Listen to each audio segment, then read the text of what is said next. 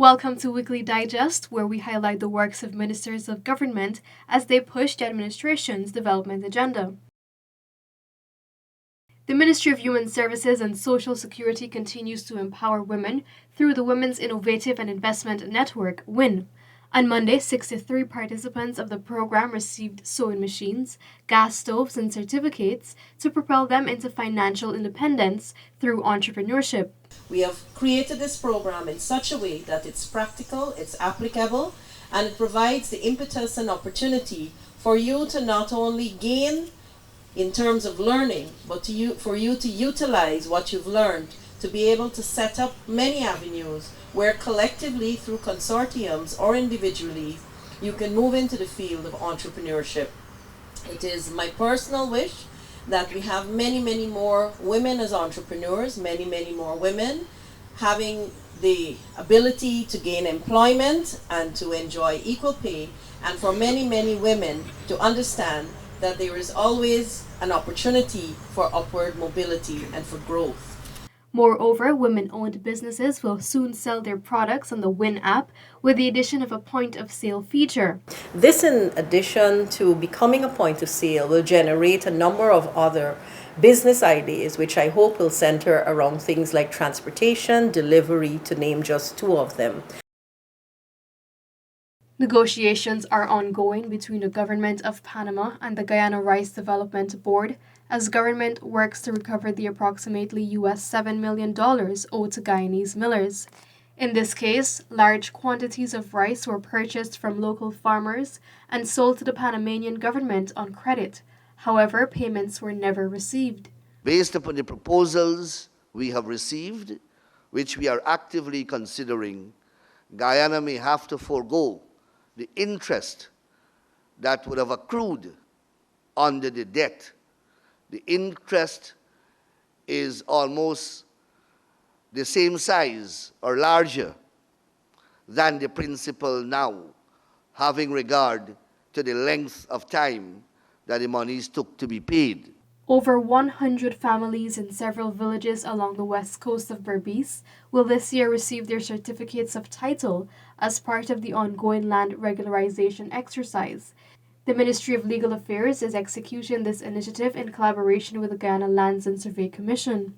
It's a very protracted process, and it took a lot of time, but we are now concluding one phase of it. That will result in the issuance of approximately 100 titles very shortly. To address a growing demand for planting material, an agreement to establish a tissue culture facility was signed in 2023 between the Ministry of Agriculture and the Energy Resource Institute of India. We will see production in things like plantain, pineapple, breadfruit, sweet potato, coconut, blackberry, blueberry. For the first time we will do things like cassava, citrus, cut flower, ginger, all those capability this plant lab will have. And also we will produce plantlets with things like we can resist pests and also diseases that we are encountering. As part of a commitment to ensure water is provided to all citizens, residents and farmers of Maikoni Region 5, who receive a total of 202 water tanks, will now have an adequate supply of potable water. We'll work with you over time to see how you could get water on a regular basis. We have had a number of help, very shortly, for farmers in this area, both cash crop and rice farmers will once again receive free fertilizer from the government. Guyana has surpassed the target for millet cultivation as 1,300 acres of land is under cultivation at Sakama Mega Farm. This aligns with the country's diversification agenda into the production of new crops aimed at food security and self-sufficiency. That was only the beginning. When the president went to India, he made a commitment to the Indian government, to Prime Minister Modi, that we'll start out with 500 acres. We have surpassed that.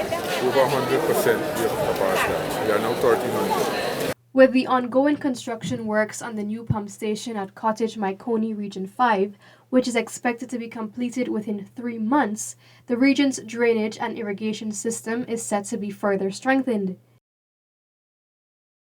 Over 4,000 public servants have been trained since 2020 through the Ministry of Public Services Training Division. Another 4,000 will benefit from training this year. Region number 1, 18. Region number 2, 28. Region number 3, 105. Region number 4, 3,691. Region number 6, 138. Region number 7, 19. Region number 8, 3. Region number 9, 6. Region number 10, 123, giving you a total of 4,138 persons. 88 persons, that have been trained from 2020 to 2023.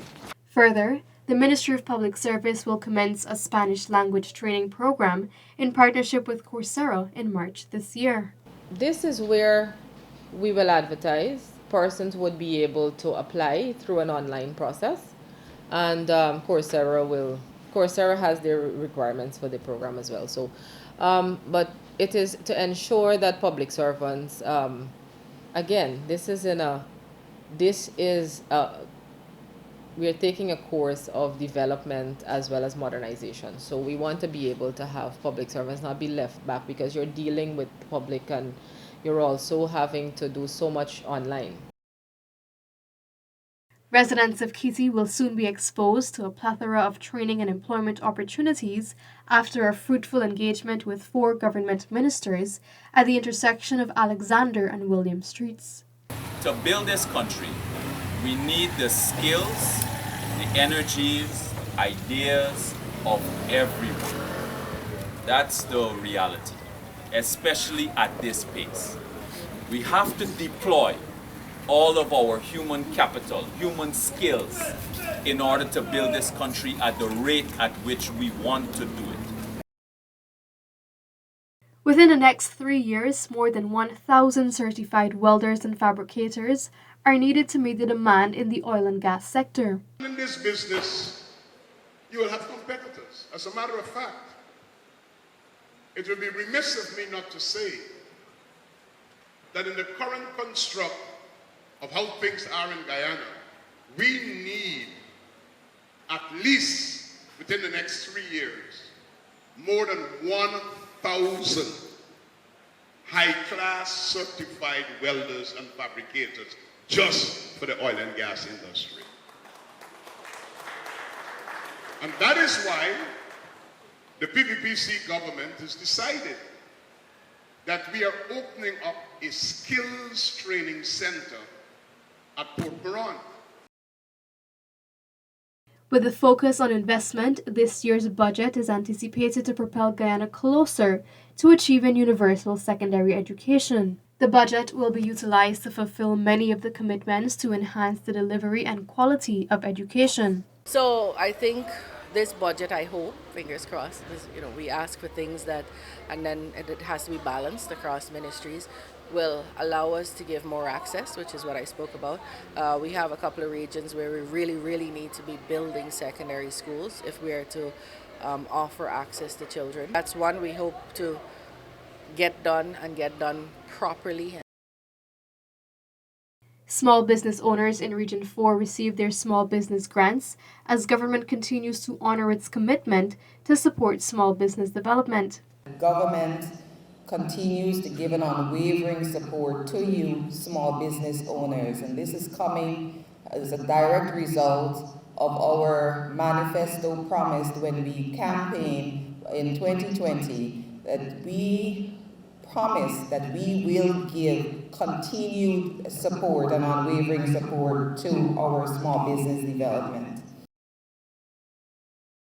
All manifesto promises made to Amerindians have been achieved within the last 3 years. Some of the areas that we've achieved that fall specifically under the Ministry of Amerindian Affairs, we had listed in our manifesto the increase in presidential grants. In terms of the sums, we've increased that. So small villages that received like about 450,000 are now receiving $1 million. thereabout, and those who were receiving larger amounts like 1.2, 1.8 are now into a minimum of 2 million and more. Some 245 Amerindian villages across Guyana benefited from economic and social development as $947.6 million was expended in 2023 towards the Presidential Grant Program. Agriculture may have been the largest chunk of the assigned sums of money from that grant. And it is basically because indigenous or Amerindian communities are based on agriculture. Their lives depend on food security. Additionally, 2023 saw close to $1.4 billion expended on the Community Service Officers Program. Investment for stipend out of that was about 52.7%. Stipend is basically their salary. Because they're engaged by the ministry, they're considered to be attached to us, but under the supervision of the village council. The Amerindian Land Titling Unit is working aggressively to clear the backlog of applications for certificates of title and ensure more lands belonging to Amerindians are secured. These are applications that are investigated already. Well, 18 of this 23 are completed as investigated. So we're hoping that this year we'll be able to address about 18 of that 23, including doing the remaining investigations. This brings us to the end of this edition of Weekly Digest. For these and other government-related stories, do log on to our website at dpi.gov.gy and our social media platforms as well. Goodbye.